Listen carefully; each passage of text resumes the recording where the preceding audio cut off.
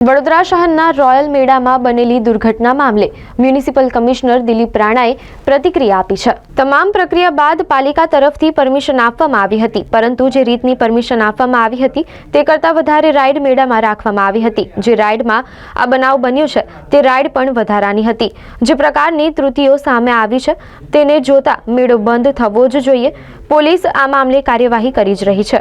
ગઈકાલે જે રોયલ મેળામાં એક જે રાઇડ્સ હતી એનો જે દરવાજો ખુલી અને બાળક બહાર પછડાયો એ જે ઘટના બની એના કારણે જે તપાસ ચાલી રહી છે એની જે પરમિશન છે જે નવા જે નિયમો બન્યા એના આધારે બધા ઓપિનિયન લઈ અને એની પરમિશન આપેલી હતી।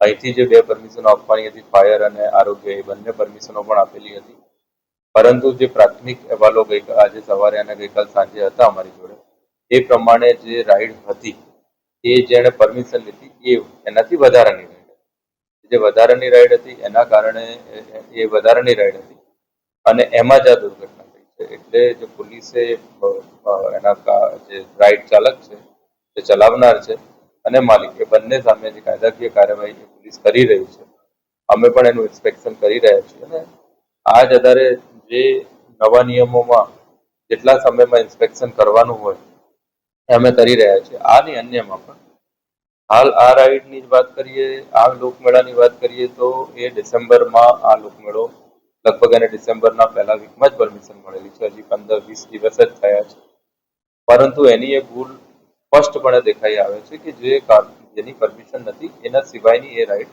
ચલાવતા હતા અને એમાં થયું છે એટલે જે કાયદાકીય કાર્યવાહી છે એ કરી રહી છે। મેળો આગળ ચલાવવા માટેની માન્યતા